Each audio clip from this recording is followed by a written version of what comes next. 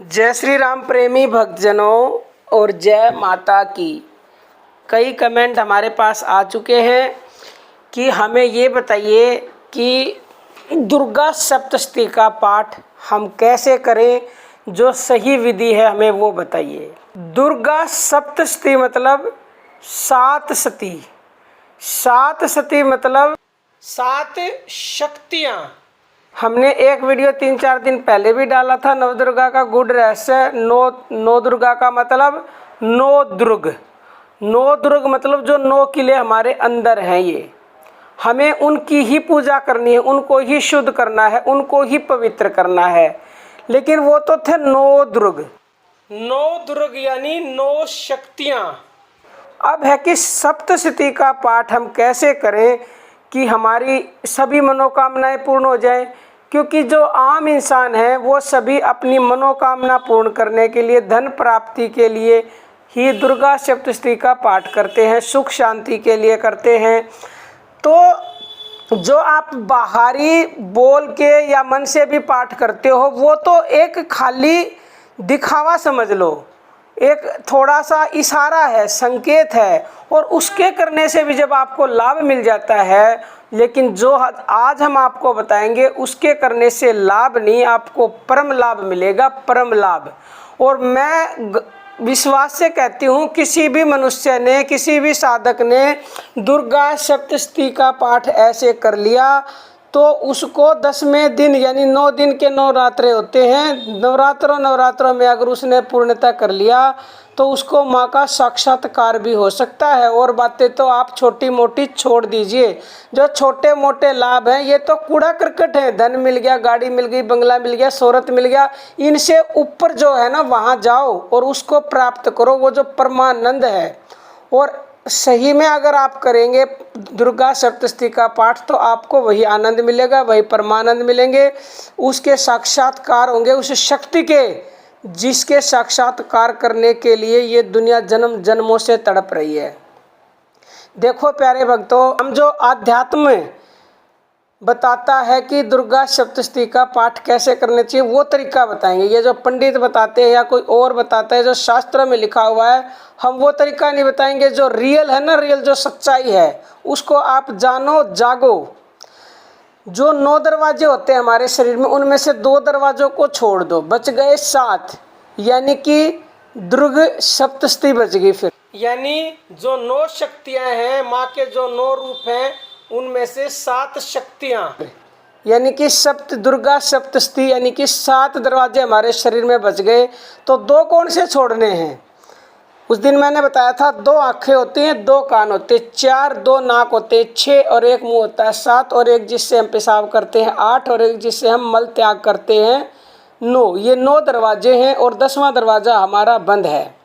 तो आप इन 9 दुर्ग में से, 9 दरवाज़ों में से 2 दरवाजे छोड़ दो। नेत्र, आँखों का, यानी आँखों का काम तो है सबसे बाद में भगवान के दर्शन करने, उस शक्ति के दर्शन करने, तो उसको छोड़ दो। आप 7 दरवाजे ले लो आप, और इन 7 दुर्ग को आप शुद्ध कर लो, पवित्र कर लो। इनके जो कार्य हैं रियल में उन कार्यों को इनसे करो।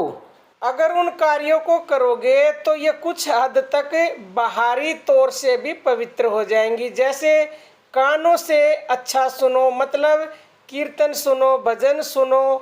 जैसे नाक से अच्छा सूंघो, ऐसे ही मुंह से अच्छा बोलो, माँ का भजन करो, मुंह से माँ का नाम जप करो। तो ये कुछ तो बाहरी रूप से शुद्ध हो जाएंगी, लेकिन इनको पूर्ण रूप से शुद्ध तो आंतरिक रूप से जब शुद्ध करोगे जब ही ये शुद्ध होंगी। तो जैसे ही ये शुद्ध होंगी, बाकी जो बची हुई है मलमूत्र की इंद्रियां वो अपने आप शुद्ध हो जाएंगी। अब आप कहोगे इनको कैसे हम अच्छे कामों में लगाएं, क्योंकि इसके ऊपर एक और भी बैठा है, वो मानने नहीं देता, वो शुद्ध काम करने नहीं देता। और वो कौन है? वो है तुम्हारा मन।